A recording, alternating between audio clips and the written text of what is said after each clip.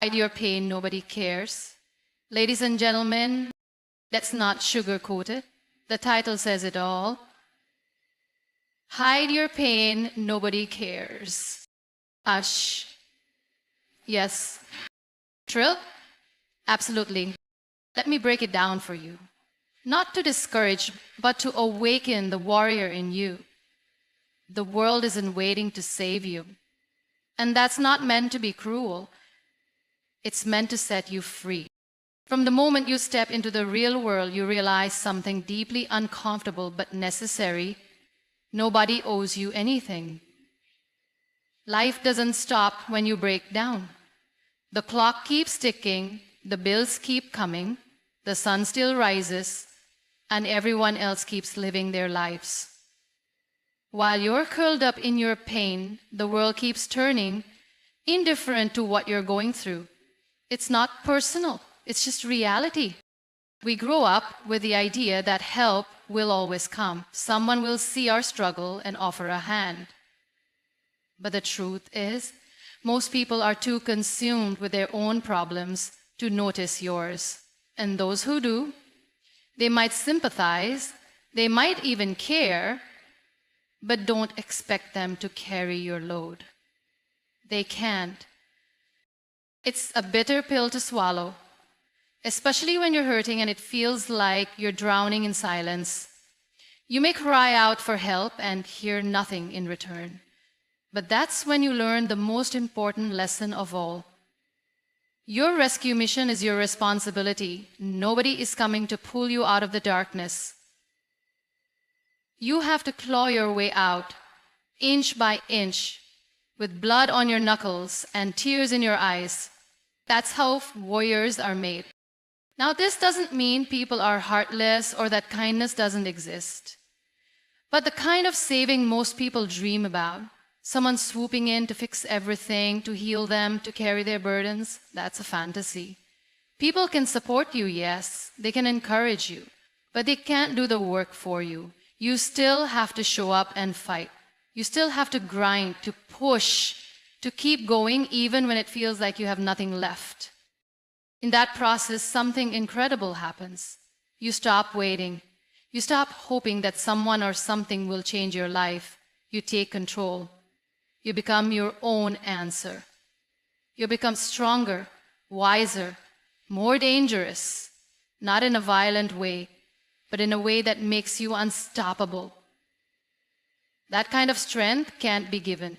It has to be earned through suffering, through solitude, through sheer willpower. And when you make it out, not because someone saved you, but because you saved yourself, that's a power no one can take from you. You stop being a victim and start becoming a force.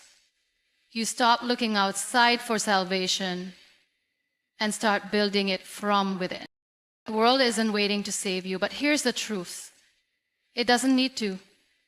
Because once you realize your strength, you won't need saving at all. You'll be the one lighting the path, not following it. Pain is one of the most personal experiences a human being can go through. It's invisible to the world, but loud inside your mind. It doesn't announce itself to others. It doesn't come with warning signs. And most of the time, no one really sees how deep it runs. You can be smiling in a room full of people while feeling completely broken inside. That's the nature of pain. Private, silent, isolating. And yet, it's something every single person carries in some form. But growth is what the world sees. Growth is what they notice. The results, the transformation, the wins, the comeback. People don't see the nights you cried yourself to sleep. They don't see the self-doubt, the fear, or the thoughts that tried to break you. They don't know about the times you were on the edge of quitting. But when you rise, when you win, then they start paying attention. Then the applause comes. Then they want to hear your story when it's already written. That's why you can't wait for the world to understand your pain before you act. because it probably never will. You can explain it to 100 people and still feel alone. You can share your trauma, your battles, your heartbreak, and still feel unheard. And that's not your fault, it's just how the world works. People connect with what they see. They understand outcomes, not the invisible process. You have to decide whether you want to be understood or whether you want to grow. Because often you won't get both at the same time. While you're working on yourself, while you're suffering in silence, while you're going through your darkest moments, you'll likely be misunderstood. People might think you've changed, gone distant, become cold. They won't realize you're in the middle of becoming someone new. But when you emerge from the struggle with strength in your voice, clarity in your eyes, and results in your hands, then they'll understand. They'll respect the growth, even if they never knew about the pain that fueled it. That's why growth is public. Not because you need validation, but because transformation can't be hidden. You don't need to prove your pain to anyone. Just show them who you've become because of it. Let your silence scream in your achievements. Let your resilience be the loudest part of your story. People won't remember your tears. They'll remember how you rose. So stop trying to make them understand your suffering. Instead, let them witness your strength. Let them see how the pain shaped you into someone unstoppable. In the end, you owe no one an explanation for what hurt you. What you owe yourself is to rise from it, quietly, fiercely. And when you grow beyond the pain, the world will take notice, not of your wounds, but of your strength. That's the story they'll tell. That's the version they'll celebrate. So don't worry if no one sees your pain. Just make sure they see your growth. In this world, people are drawn to outcomes. They admire achievements, success, progress, not the stories behind why something didn't happen.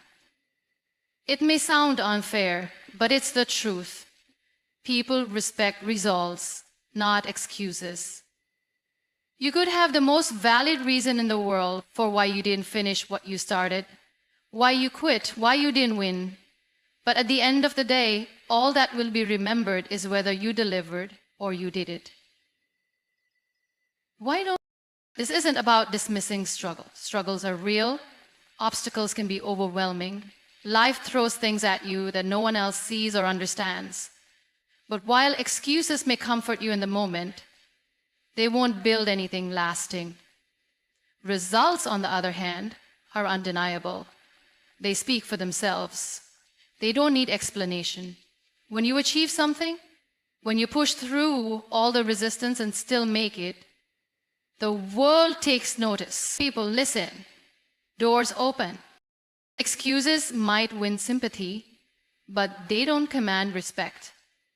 You could stand in front of the world with a long list of reasons why you failed, and people might nod and say, "That's tough," but they'll move on. Because deep down, most people are dealing with their own problems. Everyone has excuses. Everyone has a reason they could use to justify giving up. What sets people apart isn't the absence of hardship. It's the refusal to let that hardship define the outcome. That's the mindset that separates average from elite. Winners don't look for reasons why it can't be done. They find a way. They stay in the fight. Even when it hurts, even when it's slow, even when no one is watching, they keep going. And when they cross the finish line, people celebrate them, not because they were lucky or gifted, but because they finished what they started. They delivered. They produced results. If you want respect in this world, if you want to be taken seriously, if you want to be remembered, don't just talk about what you're going to do. Don't talk about what stopped you. Show what you've done. Show the outcome. That's what people respond to. That's what builds your legacy. There will always be setbacks. There will always be reasons to pause or quit. And sometimes life genuinely knocks you down. But how long you stay there, how you respond, whether you let that become your narrative, that's your choice. You can live in your excuses or you can rise in your results. You can talk about what held you back or you can show them how you broke through. At the end of the day, the world remembers finishers, builders, not people who almost made it, but those who delivered no matter the odds. So stop rehearsing your excuses. Start producing your results. Because that's what gets remembered. That's what earns respect. When life hits hard, and it will, there are two things you can reach for: sympathy or strength. Sympathy might feel good in the short term. It might bring you a moment of comfort, a pat on the back, a few kind words. But it doesn't change your situation. It doesn't solve your problems. It doesn't move you forward. Mental fortitude, on the other hand, changes everything. It doesn't ask for pity. It doesn't beg for understanding. It builds a mind that says, I will survive this. And I will become stronger because of it. Mental fortitude means being able to stand when everything around you wants you to fall. It means keeping your focus in the middle of chaos. It means continuing to work when you're exhausted, pushing through when you're discouraged, and showing up even when nobody else is watching. It's about grit, not tears. It's about discipline, not comfort. It's about being your own foundation when the world offers no support. Sympathy can be a trap. It can make you dependent. It can teach you to seek validation instead of growth. If you're always waiting for someone to feel sorry for you, you'll never develop the strength to get up on your own. You'll always be the victim in your own story. That might bring temporary attention, but it won't bring lasting change. People may care, but only for a moment. The world moves on quickly. What lasts is what you build, what you overcome, and how you carry yourself through adversity. There's something powerful about the person who goes through hell and doesn't complain. The one who suffers in silence but still shows up. The one who feels the weight of life but refuses to be crushed. That kind of strength can't be bought or faked. It's earned in moments of quiet struggle, in sleepless nights, in lonely hours where you choose resilience over relief. Mental fortitude isn't about pretending you're okay. It's about knowing that pain is temporary, but quitting lasts forever. It's the mindset that says, no matter how hard this gets, I won't break. It's training your thoughts to serve you, not sabotage you. It's being able to calm your mind in a storm, to focus on the mission, even when your emotions scream otherwise. The truth is, nobody else can build that strength for you. People can support you, yes, but the mental muscle, that's yours to develop. Every time you choose discipline over excuses, every time you silence the inner voice that wants to give up, you grow stronger. You stop needing sympathy because you've built something far more powerful: self-respect. In the long run, sympathy fades, but strength stays. No one remembers the person who was constantly rescued. They remember the one who stood tall after being knocked down, the one who didn't beg for help, but inspired others by refusing to stay broken. So when life gets hard, and it will, don't reach for pity. reach for power, choose mental fortitude. Because that's what turns pain into purpose and struggle into strength. In a world that constantly encourages you to speak, to share, to explain yourself, silence can feel unnatural, even mistaken for weakness. But true silence, intentional silence, is not weakness at all. It's a weapon. A powerful one. The person who can stay silent under pressure, in pain, or in conflict holds a level of control that most people never reach. When used with purpose, silence communicates strength, discipline, and confidence louder than any words ever could. We live in an age of noise. Everyone is talking. Everyone has an opinion. People overshare, overreact, and overexplain. They broadcast their pain, their anger, their frustrations, all for the comfort of attention or validation. But here's the truth. The more you talk, the more you give away. The more you react, the more power you hand over. Silence, on the other hand, keeps people guessing. It keeps your energy contained. It gives you the upper hand. When you choose silence, you're not avoiding the problem. You're refusing to let it control you. You're not suppressing weakness. You're mastering it. The person who can sit with their pain, their frustration, their anger, without feeling the need to explode or explain, is operating on a higher level. That kind of restraint is rare. That kind of composure commands respect. Think about it.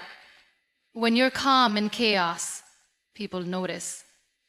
When you don't react emotionally to disrespect, you confuse those trying to shake you.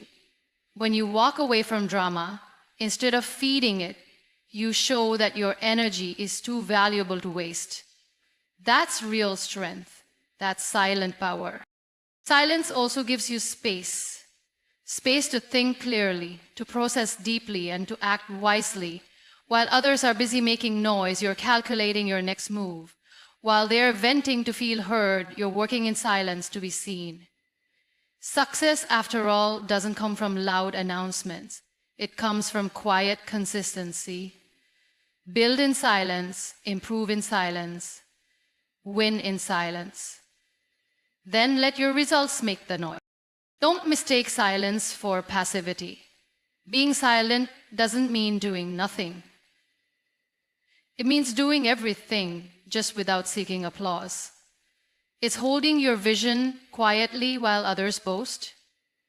It's walking through fire with your head held high, not needing anyone to validate your struggle. It's understanding that presence is more powerful than performance. There will be times when people provoke you, question you, underestimate you. Let them. Don't waste energy explaining yourself to people committed to misunderstanding you. Stay silent. Let your work, your transformation, your growth speak in volumes they can't ignore. Silence leaves a mark that noise never can. In the end, those who master silence become unshakable. They move differently, think differently, win differently. They're not out for attention. They're focused on elevation. So don't be afraid to be quiet. Don't be afraid to be underestimated.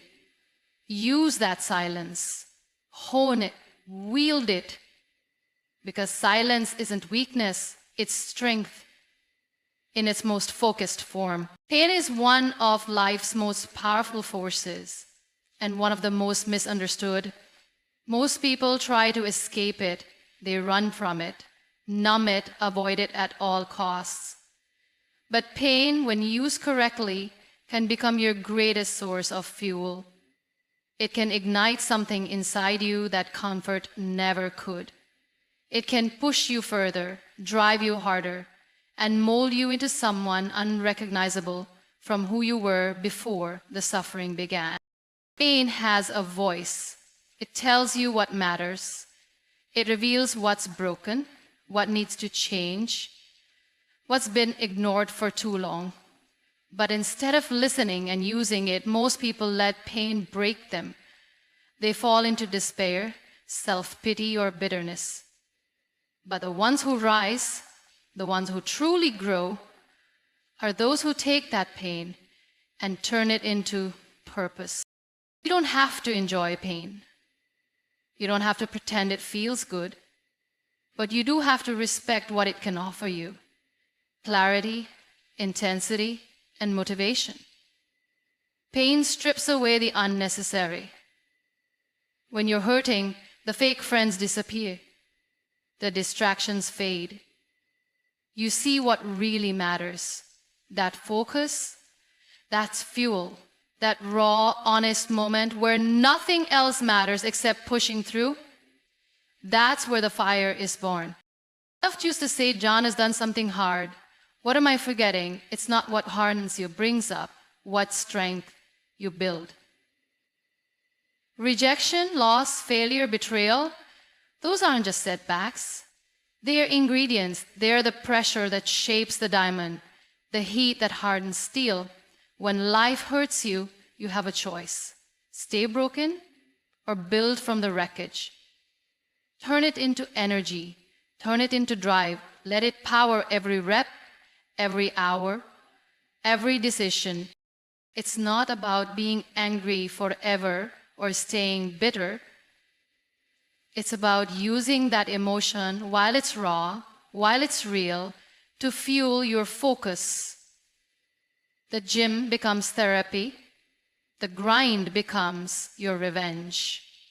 The progress becomes your proof. You show the world and yourself that pain didn't destroy you. It woke you up. Every time you feel like quitting, remember the pain. Remember how it felt when they doubted you, left you, hurt you, counted you out. Let it remind you why you started. Let it sharpen you. Let it push you past the point where others stop. That's the difference between average and exceptional. Not talent, not luck, but the ability to suffer and still move forward. You can't always control what hurts you, but you can control what you do with it. You can let it bury you, or you can let it build you. You can cry over it, or you can climb with it. Let the pain light your fire. Let it fuel your rise. Because once you learn to turn pain into fuel, nothing can stop you. Not failure, not heartbreak, not loss. You become unstoppable.